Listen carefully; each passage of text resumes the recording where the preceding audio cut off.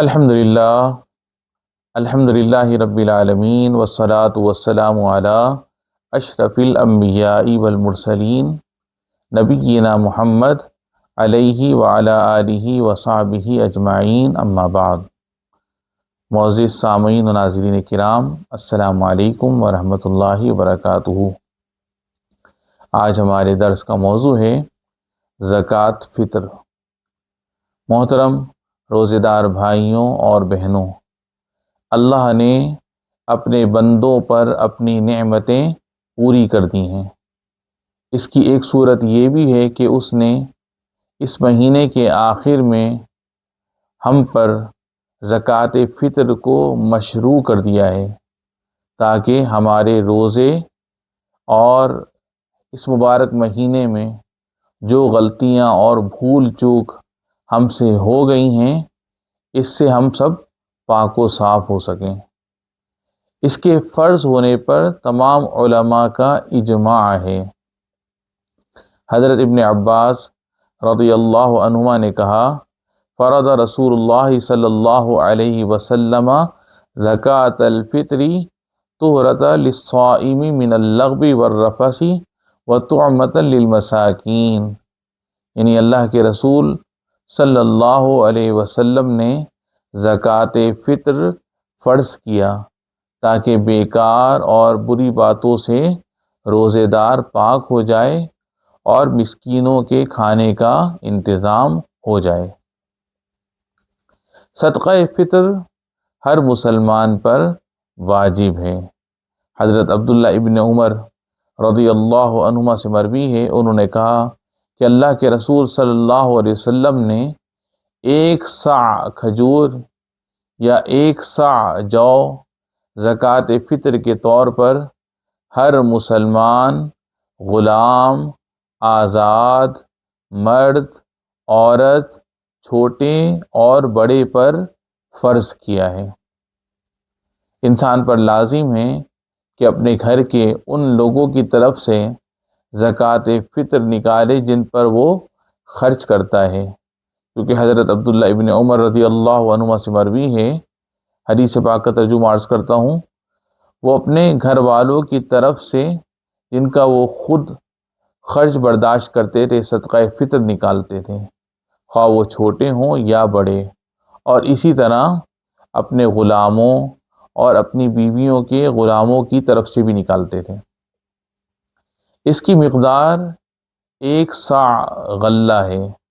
حضرت عبداللہ ابن عمر رضی اللہ عنہما نے فرمایا، فرض رسول اللہ صلی اللہ علیہ وسلم زکوٰۃ الفطر صاعا من تمر او صاعا من شعیر، اللہ کے رسول صلی اللہ علیہ وسلم نے 1 صاع کھجور یا 1 صاع جو زکوٰۃ فطر فرض کی ہے۔ علماء نے کہا ہے کہ ناپے جانے اور ذخیرہ کیے جانے والے اس غلے سے زکوٰۃ فطر نکالی جائے گی جو شہر والوں کی غذا ہو، جیسے چاول اور کھجور وغیرہ۔ صاع سے مراد وہ صاع ہے جو نبی کریم صلی اللہ علیہ وسلم کے زمانے میں چلتا تھا، جو 4 مد کا ہوتا تھا اور جس کا اندازہ تقریباً 2.5 کلو سے کیا جاتا ہے۔ سنت یہ ہے کہ زکوٰۃ فطر اس غلے سے نکالی جائے جسے لوگ کھاتے ہوں، اس لیے کہ نبی کریم صلی اللہ علیہ وسلم کا فرمان ہے، لا تطعموا المساکین مما لا تأکلون، مسکینوں کو وہ نہ کھلاؤ جسے تم خود نہیں کھاتے ہو۔ صدقہ فطر نکالتے وقت اس کا طریقہ یہ ہے کہ نماز عید سے پہلے اس کو ادا کیا جائے، اس لیے کہ حضرت عبداللہ ابن عمر رضی اللہ عنہما نے فرمایا کہ رسول اللہ صلی اللہ علیہ وسلم نے زکوٰۃ فطر فرض کی ہے اور لوگوں کے نماز عید کے لیے نکلنے سے پہلے اسے ادا کر دینے کا حکم دیا ہے۔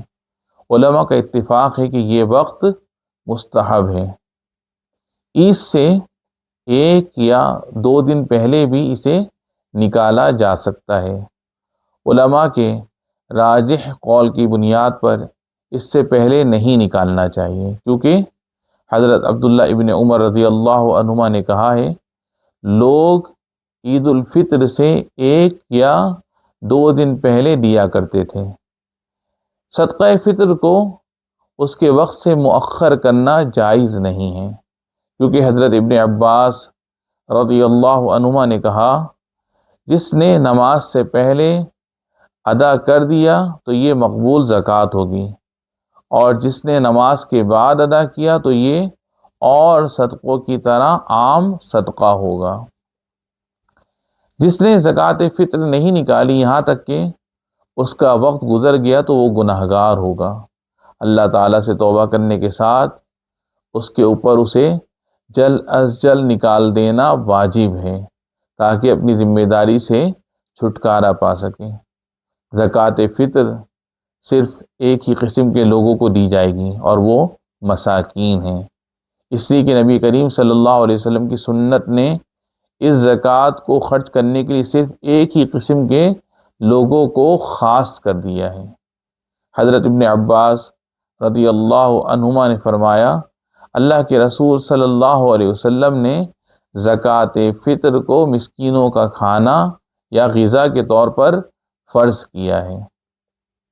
روزے دار بھائیوں اور بہنوں، اب جب کہ ہم اپنے اس رمضان المبارک کے مہینے کے آخری دنوں میں ہیں، ہمارے لیے مناسب ہے کہ اس کے آخری لمحات میں کوتاہی نہ کریں۔ آپ صلی اللہ علیہ وسلم نے فرمایا، اعمال کا دار و مدار یا اعتبار آخری اعمال پر ہے، تو ہم میں سے ہر ایک کو دنیا اور آخرت میں نفع پہنچانے والے کاموں میں اپنے اوقات کو خرچ کرنا چاہیے۔ اللہ تعالیٰ سے ہم دعا کرتے ہیں کہ وہ زکوٰۃ فطر ادا کرنے پر ہماری مدد فرمائے اور ہمیں حسن خاتمہ سے نوازے۔ وآخر دعوانا ان الحمد للہ رب العالمین۔